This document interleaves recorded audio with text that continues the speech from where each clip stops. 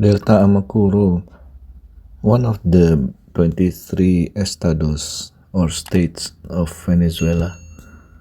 If you ever heard of Orinoco Delta, this is the place where they found huge amount of oil reserves. Some even say Venezuela is richer than Saudi Arabia in terms of oil deposit, bordering British Guyana on the east. The state capital is Tucupita. The Waraos are natives of the Orinoco Delta. They were originally fishermen, hunters, and gatherers, but later become also farmers.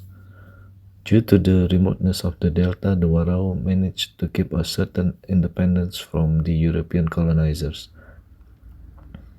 Columbus arrived at the coast of the delta in 1498, followed by successive expeditions by the Spanish Armada. The river reaches 200 km in length, where it flows into the Atlantic Ocean. During rainy season, the river could expand to a width of 22 km and a depth of 100 meter. The plant formation consists of forest with mangrove, savanna, and estuary.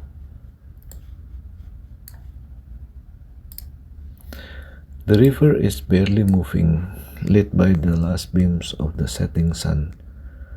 People have gathered to take the last motor-propelled boat heading north of Delta Amacuro, Venezuela's most remote northeastern state. The Venezuelan Delta is the region where the longest river, the Orinoco, merges with the Atlantic Ocean. There's little land there. Most of it is swamp, as the river mouth penetrates everything. It's also the land where one of the Venezuela's indigenous tribes, the Warao, have lived for centuries, and their staple architecture is known for its adaptation to the environment. The palafito is a wooden shack designed to float over the water and endure its continued corrosion.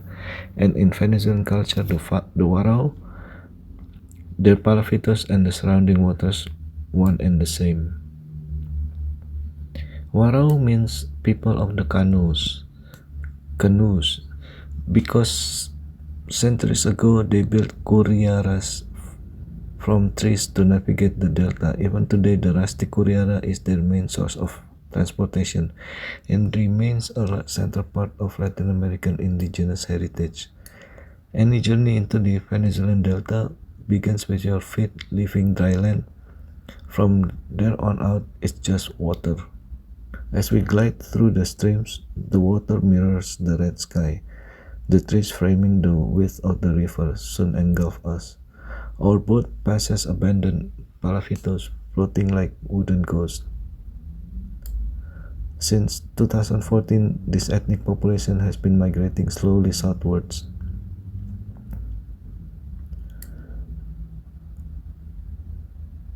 In the 60s, a flood control program dammed the delta. Its water became too saline for river fish and also affected the flora of the swamp forest. Warao tribes were impacted, as was the rest of the ecosystem. The fish that fed them began to disappear, and the land they farmed no longer yielded a substantial harvest. Venturing into the streams, the Fijian lands and its fauna reveals itself. It's a 2-hour boat ride if the waters are working with you, up to 6 when they're not. Some Warao have motor-powered boats, but most make do with curiaras. When they need to go to a city, whether for emergency visit to doctors or markets, Warao families have been known to row for over 10 hours to find land. Oil extraction and the change in the river flow, illegal mining downriver, have all increasingly contaminated the water. Now the water that surrounds them, the natural element that's embedded in their cultural identity, is their primary cause of disease. What once gave them life now brings them death.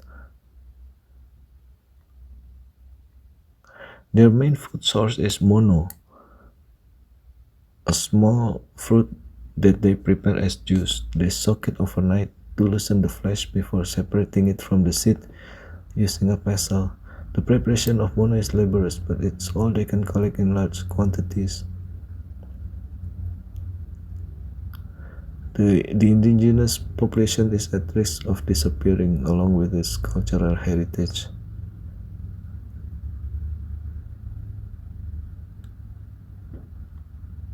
The Delta was declared an indigenous protected area precisely because the Warao protected the land as a way of protecting themselves physically and culturally. But they have not been able to defend it from the oil and mining industries. And as the biodiversity dies, the Warao dies with it.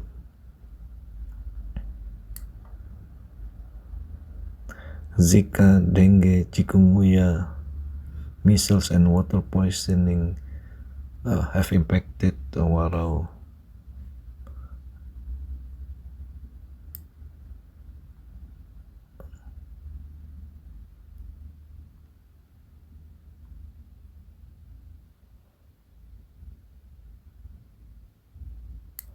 After the sun sets, a bonfire illuminates the river while canoes pass up and downstream.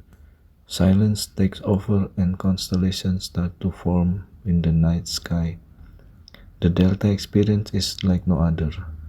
Exotic, spiritual, and grounding. It's a deep connection of humanity and environment, channeled through one of the most ancient tribes in northern Latin America.